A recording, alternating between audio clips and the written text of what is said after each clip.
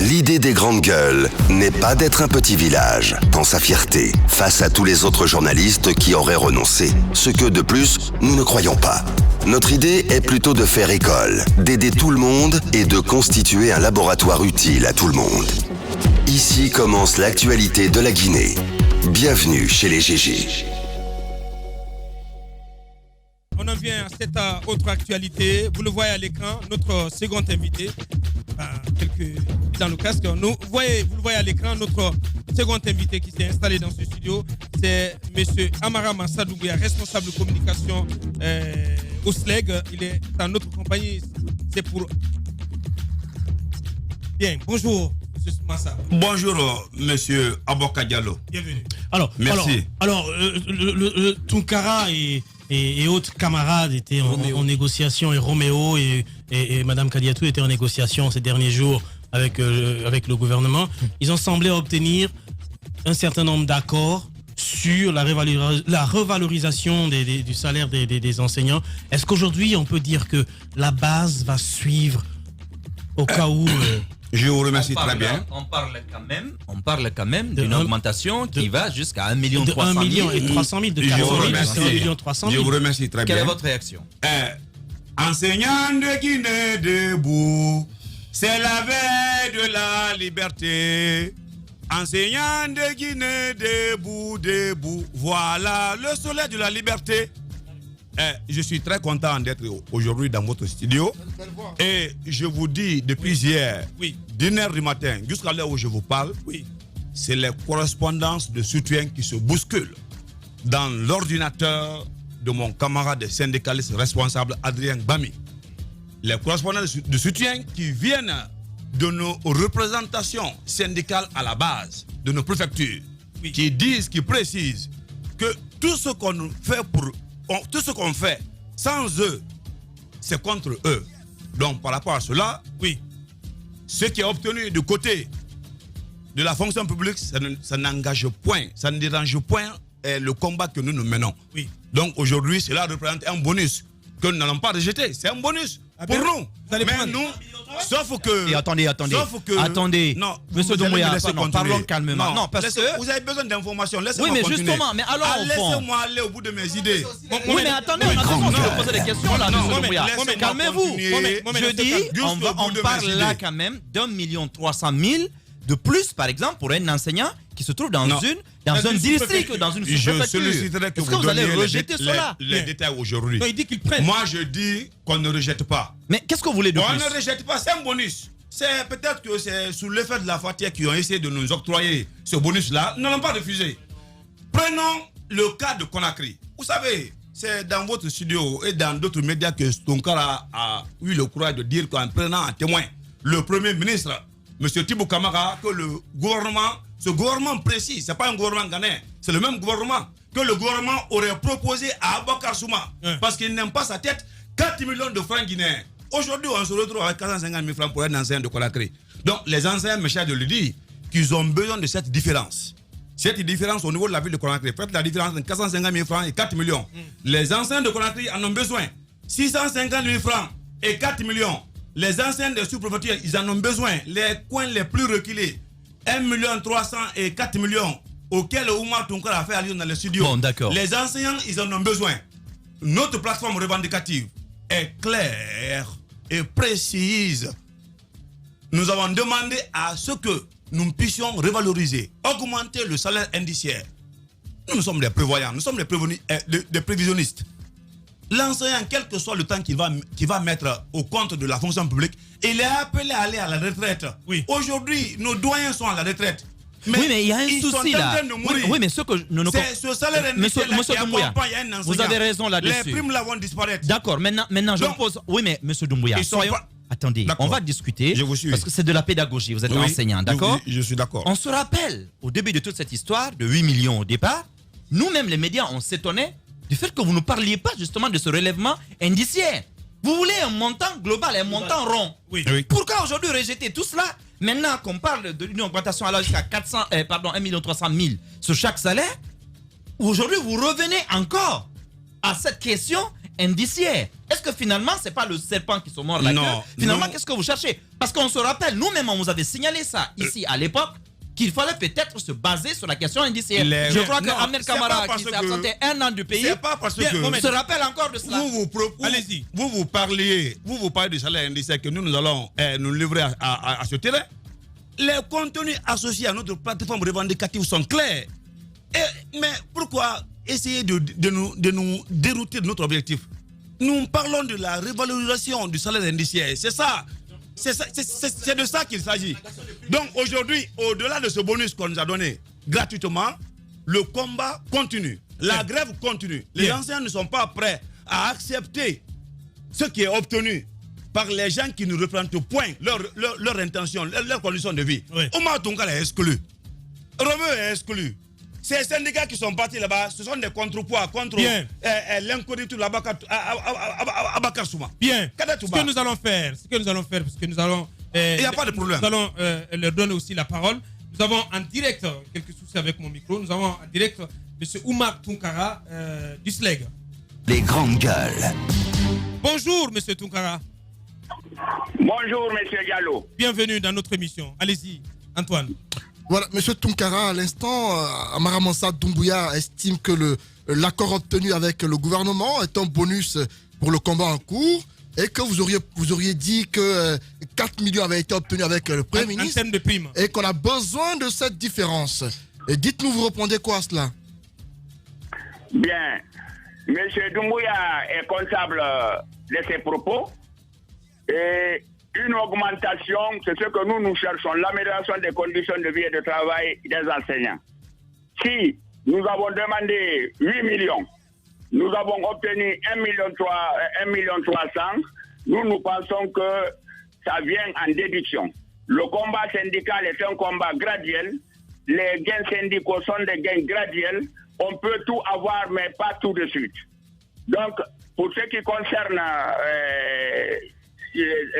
votre question, je dis que nous nous battrons toujours pour que la situation des enseignants soit améliorée, pour qu'on aille même au-delà de 8 millions, mais autour de la table et non dans la rue. D'accord, mais ce que M. Doumbouya dit semble avoir du sens. Vous obtenez une sorte de revalorisation des primes, alors que le SLEC, donc version Bakar Souma, demande une revalorisation sur les indices salariales, puisque c'est cela qui a, si vous voulez, un poids sur les retraites des enseignants plus tard. Est-ce qu'ils n'ont pas raison sur le fond?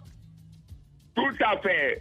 Quel que soit le nom qu'on va donner à l'augmentation, qu'on l'appelle prime, qu'on l'appelle indemnité, qu'on l'appelle émolument, qu'on l'appelle gratification ou bien bonification, c'est une augmentation. Ce qu'il dit est vrai, l'indice est l'augmentation sur l'indice est très importante.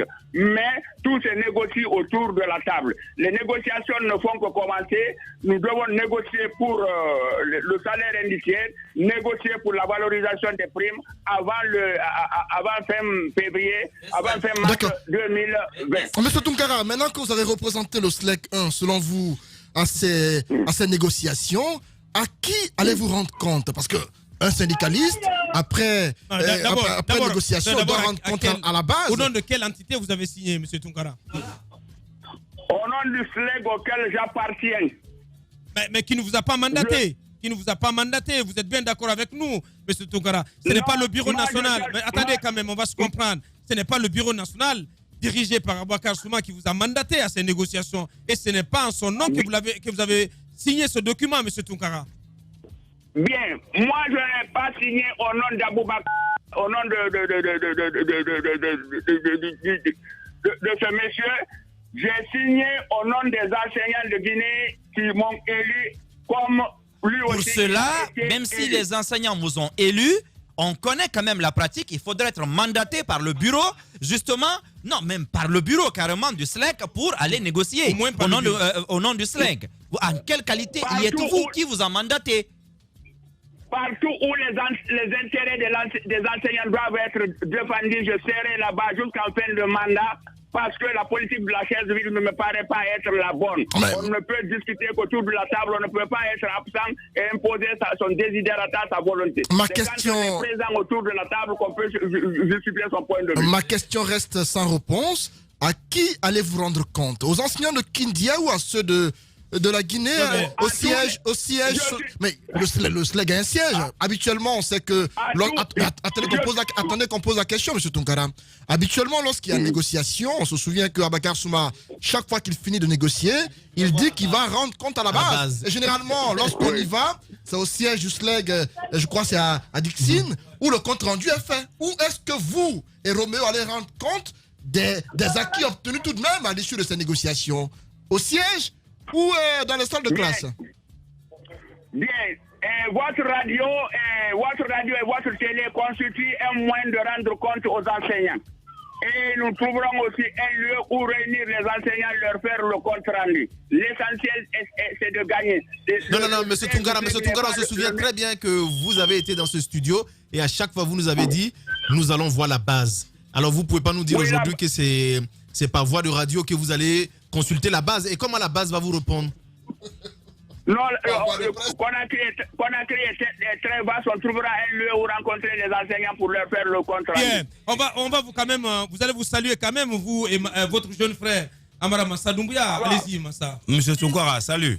Camarade, salut. Salut, Amara Massa. Monsieur Tunkara, salut. Salut, Amara Massa. Bien. Allez-y. Bon. Dites-lui vos sentiments par rapport à l'acte qu'il a posé. Bon. Et il le dit moi, je crois que, au nom du SLEG. Dites-lui vos sentiments. Monsieur Tunkara, dans votre studio, il a fait allusion à certaines conceptions syndicales. Il a parlé de la représentativité pour un syndicat responsable. Il a parlé de la revendication. Il a parlé du syndicalisme normatif. Les normes voudraient qu'on respecte les textes et règlements d'une structure syndicale. Aujourd'hui, il a été exclu selon l'article 36 de notre règlement intérieur. Donc, moi, je crois que ce n'était pas important pour lui de partir là-bas. Il devait respecter les dispositions du règlement. Vous avez vu, dans ses explications, il tâtonne. Tunkara que vous avez connu avec le verbe haut, Tunkara que vous avez connu avec une fluidité expressive. On dit souvent que tout ce qui se conçoit bien s'énonce clairement et les mots pour le dire viennent aisément.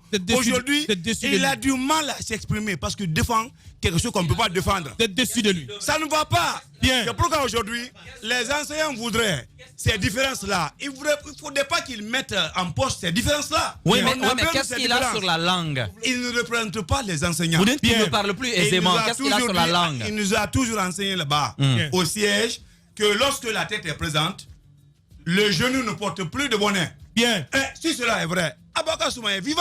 Allez-y. Abakar Souma vit. Bien. Il ne doit pas prendre la place d'Abakar Souma à la fonction publique. On va le laisser réagir. Allez-y. Quelle méchanceté de sa part. Qu'est-ce que vous répondez? Quelle trahison. Bien. Qu'est-ce que vous répondez? Vous êtes accusé de trahison, de méchanceté, M. Tunkara. Qu'est-ce que vous y répondez? Je n'ai jamais trahi, je n'ai jamais été méchant. Moi, je ne défends pas un individu ou un groupe d'individus. Je défends la cause de tous les enseignants de Guinée qui m'ont élu. Je n'ai jamais été... J'ai trahi qui en faisant quoi?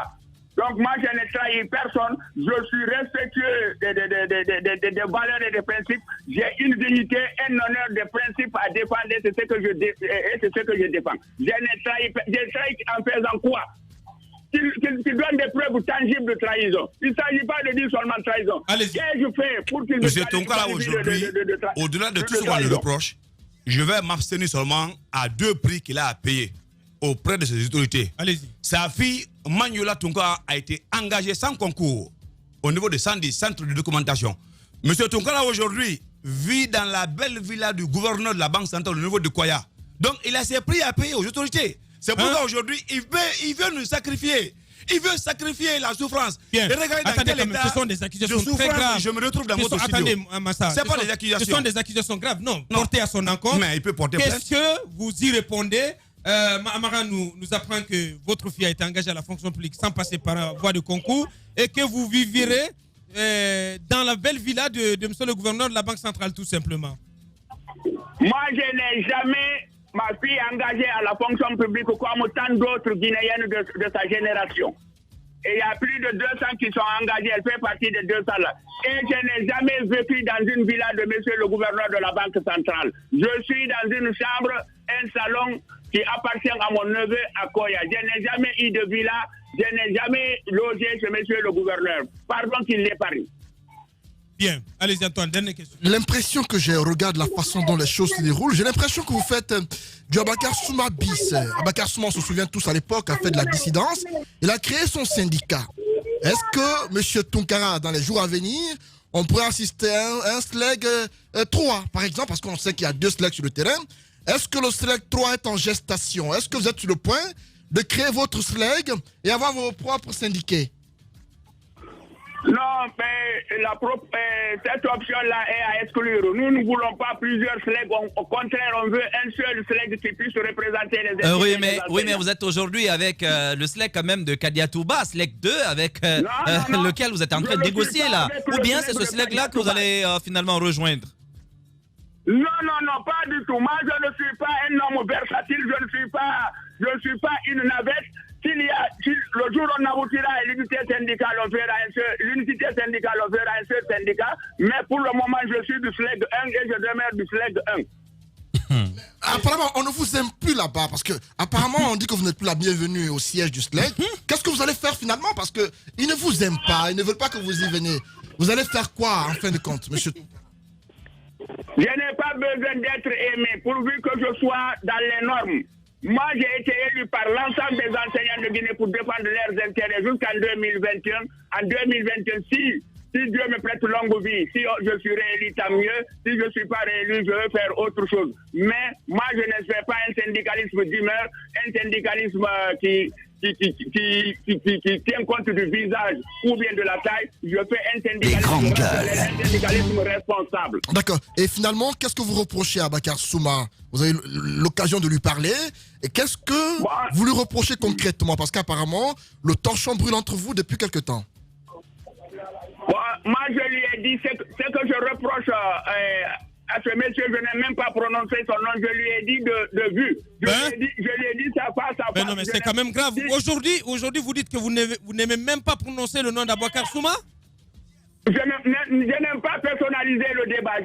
Ce que j'ai besoin de lui dire, je lui ai dit en face. Je lui ai dit que le SLEG ne lui appartient pas. Il faut que les décisions qu'on les prenne ensemble. Il faut ce n'est pas le dictat. Le syndicat, c'est la tribune la plus démocratique. Abakar Souma veut gérer le SLEG en monarque de droit absolu. Moi, je n'ai pas été éduqué dans ce Oui, mais de quelle décision vous parlez exactement? Et on entend parler aussi de cette question de voiture qui vous aurait choqué. Moi, je n'ai jamais été choqué par son avoir. Je ne suis pas palais, je ne suis pas un laquais, je ne suis pas un porte-pouvoir, je ne suis pas un automate. On ne me dirige pas comme on veut, on se concerte pour que nous aboutissions à un consensus. Bien. Donc, je ne me laisserai pas dominer par quelqu'un, mais par un moment à l'école pour que je puisse réfléchir. Bien. Monsieur Oumar Tunkara du SLEG, donc c'est réclamant toujours du SLEG en direct dans cette émission. Merci à vous, monsieur Tunkara, merci d'avoir répondu à nos questions. Roby, on se tourne vers notre invité. Oui, je voudrais quand même poser une question à notre invité ce matin. Est-ce que finalement ce à quoi on assiste, ce spectacle désolant auquel nous assistons, le SLEG 2 de Madame Kadiatou, les bisbilles entre M. Souma et M. Tunkara et tant d'autres, est-ce que finalement vous vous rendez pas compte que vous êtes en train d'affaiblir votre corporation? Est-ce que le mouvement syndical, c'est quand même une mauvaise image, ces accusations, telle a une villa, telle a reçu une voiture, telle a eu tel argent, etc. Est-ce que vous-même, vous ne mettez pas en doute l'honnêteté des responsables des structures syndicales? Oui. Après leur départ, aujourd'hui, le SLEG est en train de briller de ses meilleurs éclats. Ah ouais? La grève est largement suivie. C'est ce qui est important pour un syndicaliste responsable.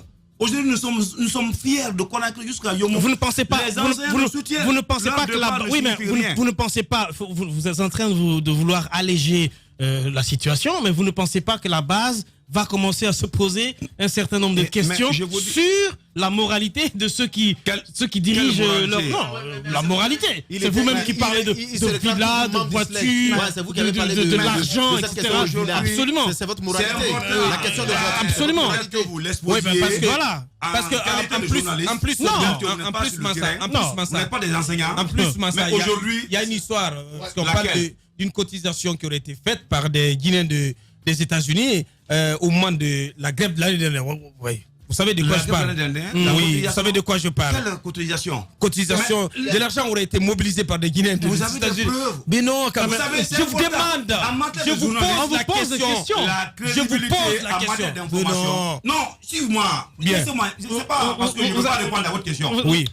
L'information fournie ne veut que ce que vaut l'informateur. La rumeur a couru. Une information doit être basée sur la clarté. Mais non, vous répondez. Mais vous venez de faire la même chose avec Tunkara. Vous venez de faire la même chose avec Tunkara. Vous avez parlé de la villa et de sa fille.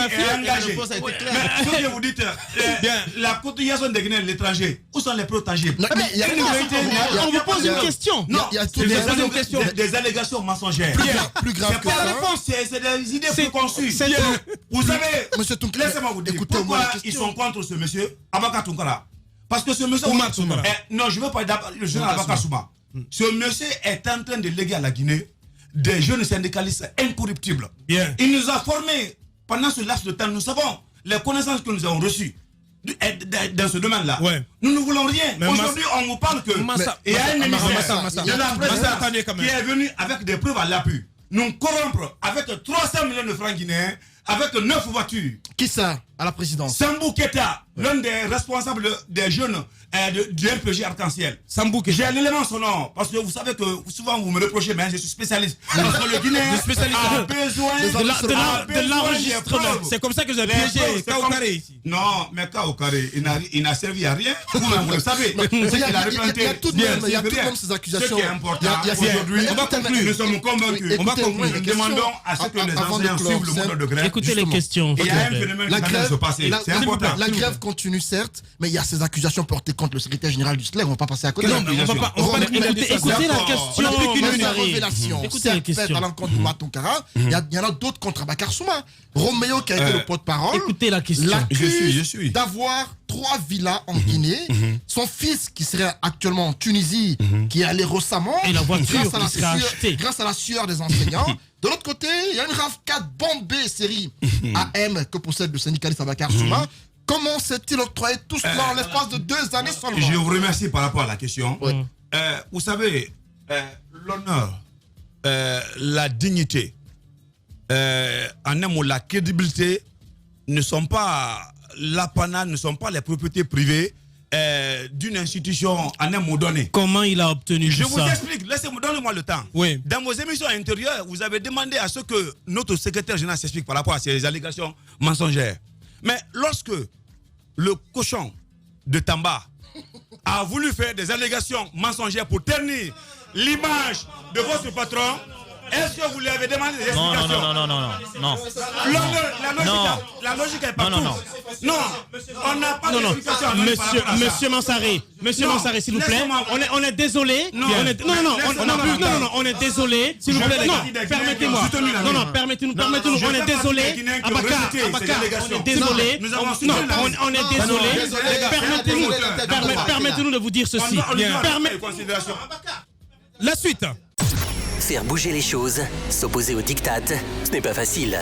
Toujours populaire, qui dérange d'un côté quand ça arrange et arrange d'un côté quand ça dérange. Les grandes gueules sur Espace, votre vitamine matinale dont on ne peut plus se passer. Dire tout haut ce qu'on pense tout bas. C'est ça, les grandes gueules.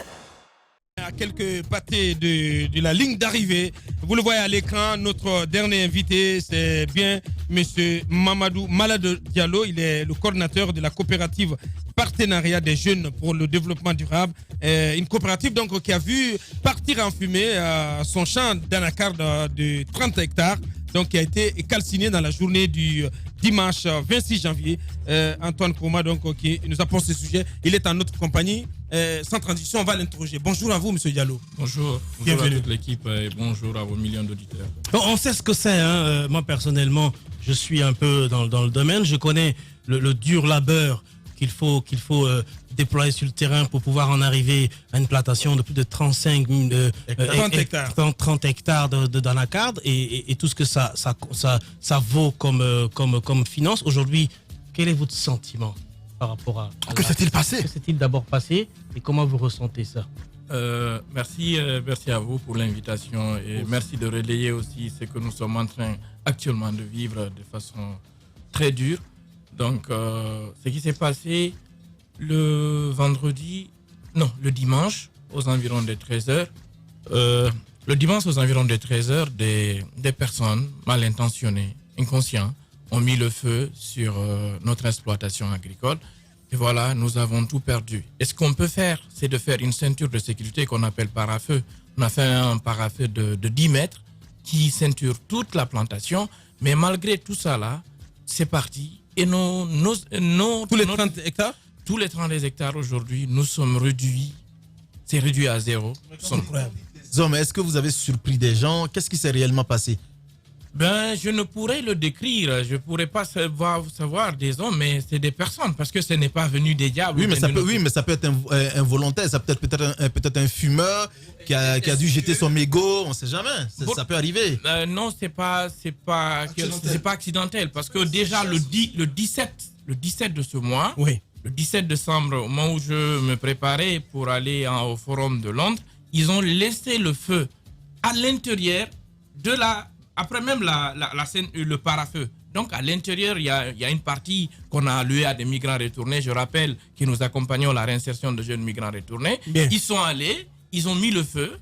Mais heureusement, on était en formation parce que chaque mois, nous faisons ce qu'on appelle des bootcamps entrepreneuriat agricole que nous donnons aux jeunes avec le collège d'ingénieurs que nous disposons. Alors, ils sont venus, ils ont mis le feu. Mais heureusement, il y avait une forte équipe là-bas. Nous nous sommes battus avec le feu aux environs de 16 heures.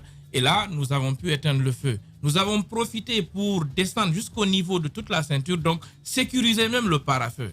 Mais alors, quand après quelques jours, on met le feu à l'intérieur, c'est que c'est intentionnel et que c'est criminel. Et est-ce que, à ce jour, est-ce que vous aviez, par exemple, enregistré des menaces, des messages, est-ce que vous pressentiez que votre exploitation était menacée? Est-ce que derrière, par exemple, vous êtes en conflit avec des populations autochtones? Ce n'est qu'un exemple. Mais est-ce que vous avez reçu des menaces? Des conflits avec les autochtones, je ne le dirais pas parce que nous entretenons de relations, nous accompagnons même la petite école qui est là-bas et tout ça là. Donc, des conflits réels, mais sans doute ce qui s'est passé parce que je rappelle qu'en 2018, le 10 mars exactement, oui. Il y a aussi une famille qui était venue nous agresser et que par après, nous sommes allés à la justice. On a ouvert une procédure judiciaire et des personnes ont été interpellées. Et à un moment donné, les SAR se sont réunis pour venir. Ils ont même vandalisé nos installations, les panneaux solaires. Ils ont forcé le conteneur, tout ça là. Et ils sont restés au niveau de... Comme quand les gens de la police sont venus les interpeller, les autorités judiciaires du BRECA se sont saisies du dossier. Et à un moment donné, des SAR se sont réunis pour dire qu'ils vont prendre la responsabilité, que ça ne va plus arriver. Mais voilà, ça se répète. Donc, et la nature répète aujourd'hui, l'investissement, il s'élève à combien et qu'est-ce que vous comptez faire désormais? Imaginez plus de 10 ans d'investissement. Ouais, c'est un investissement assez colossal. Assez colossal. Et plus de 32 hectares d'acajou, c'est énorme. Ouais. Et vous entretenez tout ça là. Non seulement, je ne peux pas vous expliquer, c'est qu'on est meurtri. Ouais.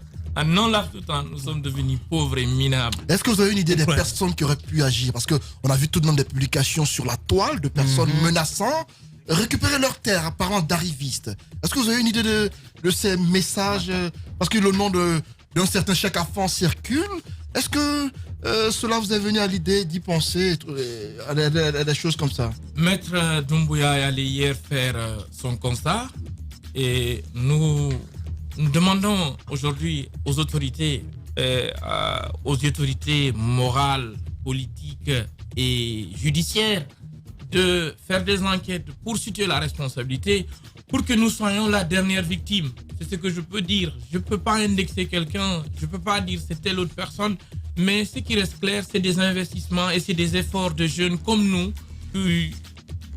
On se bat comme ça, qu'on arrive à mettre à cendre et à feu, à fumer. Je ne peux pas imaginer. On peut estimer à combien l'investissement? C'est des milliards, je vous assure. C'est des milliards partis en l'air. Je ne peux... Hier, je parlais avec Toto Babin, c'est le chef de chantier. Il me dit, tu sais que je ne peux plus travailler comme avant. j'ai plus de 40 ans. Je peux plus me donner comme que je me suis donné jusqu'à présent. Vous imaginez? Et c'est grave, c'est 10 ans après ici, j'ai mes 34 ans. J'aurai quel âge? Je sais qu'après 10 ans, après beaucoup d'émotions. Je sais qu'une plantation dans la carte de 10 ans, c'est soit la deuxième ou la troisième récolte, je crois, si ma mémoire est bonne. Est-ce que vous avez fait une rentrée sur investissement déjà? Généralement, c'est la deuxième période. La plantation date de plus de 10 ans, mais nous, en tant qu'exploitants, et je dirais c'est les 10 ans. Donc, vous êtes, sinon, depuis à peu près, depuis 2000, la plantation existe. Mais est-ce que vous avez fait au moins un retour sur investissement avant la catastrophe? Le retour sur investissement, et avec tout ce qui s'est passé avec l'anacarde, je rappelle que l'année dernière, on a perdu quelque chose de plus de 200 millions de francs guinéens. Que sur chaque kilo, nous avons perdu 6 000 et nous avons perdu. Ça c'est avec 20 tonnes. Vous imaginez? Mais le prix était bon l'année Non, le prix était bon en 2017. Mais même l'année passée, mais à le prix partir était... de 2018, le prix a chuté de façon considérable. Donc, oui, allez-y. Donc c'est alarmant ce que je disais. Il faudrait que nous soyons la dernière victime et que ça ne se répète plus jamais, parce que c'est des efforts des jeunes qui sont là. Un appel peut-être à l'endroit de l'État? Oui, j'ai reçu, je remercie tous ceux j'ai vu sur la toile, des gens qui ont partagé, qui ont manifesté leur solidarité. Nous sommes redevables à tous ces gens-là, nous sommes redevables à vous qui vous battez chaque jour pour montrer tout ce qu'aujourd'hui on entreprend en Guinée. Mais à l'État, c'est de dire... Surtout au ministère de l'Agriculture. Au ministère de l'Agriculture, au ministère des Investissements, c'est que le chaos que nous visons, c'est un chaos économique, mais aussi c'est un chaos environnemental. Imaginez 32 hectares mis en chaos, c'est tout un écosystème. Et des emplois. Et des emplois. Nous avons, je vous dis, 32 migrants. Ces migrants-là, qu'est-ce qu'ils vont devenir? Bien. Et tout cet emploi, à partir du mois de février, tout le village de Bawa vient ramasser la cajou là-bas. Aujourd'hui, c'est là, les gens là ne pourront pas ramasser. Ils ramassent 10 kilos. Ils ont, par exemple, ils ramassent 10 kilos, ils ont les 3 kilos que nous rachetons avec eux. C'est une économie sociale et solidaire. Bien. Alors, c'est ce qui sont freinés aujourd'hui. Et c'est triste. Monsieur Mamadou Malado Diallo, coordinateur de cette coopérative, coopérative partenariat des jeunes pour le développement durable, donc qui a perdu 32 hectares dans la carte du côté de Dubreka. Toutes nos solidarités donc exprimées en votre intention. Mohamed Marab, une précision avant de clore. Il fallait cette précision. Il faut que les auditeurs comprennent que nous n'avons pas éjecté monsieur Doumbouya de notre antenne simplement parce qu'on ne souhaite pas donner la parole au SLEC. Mais vous avez tous suivi ce qui s'est passé. Ce sont des propos inappropriés, des injures à l'antenne. Et nous sommes d'abord, premièrement, choqués. Ce ne sont pas des propos que nous pouvons accepter. Notre population est digne et nous présentons d'ailleurs nos excuses. Ce sont les aléas du direct. Voilà, nous nous excusons. Si c'était une émission en PAD ou en différé, on aurait tout simplement censuré cette partie. Mais nous nous excusons pour cet incident d'antenne. Merci Mohamed. Il ne reste plus qu'à vous dire merci, M. Diallo. Merci à vous et merci bon courage. tout ce que vous êtes en train de faire. Et un dernier mot, je dirais, il appartient aujourd'hui aux autorités morales et religieuses, mais aussi au pouvoir public d'agir. Parce que s'ils ne le font pas, c'est découragé. Imaginez, ce sont les capitaux qui sont avec nous, c'est des jeunes qui sont à l'étranger, qui ont investi, mais aussi c'est des gens qui croient ici, qui ont investi. Et tout ça là est parti en l'air. Imaginez comment est-ce qu'on peut se relever. Et aujourd'hui, c'est très difficile. Voilà. On va faire cet appel du pied, en tout cas à l'emploi du gouvernement, du ministère des Investissements, des partenariats publics, ministère de l'Agriculture et à toutes les initiatives qui existent, en tout cas les initiatives gouvernementales pour aider ces jeunes à se relever. Merci à tous, merci à vous qui nous avez suivis un peu partout à travers le pays via nos antennes régionales. Merci aussi à vous qui nous avez suivis à l'international sur le www.espacefmguinée.info. Grand merci à Ibrahim Prince Diallo qui nous a accompagnés du côté de la radio. Grand merci aussi à toute notre équipe mobilisée à la régie. On remet ça demain dès 9h. Portez-vous bien. Au revoir. Les programmes continuent.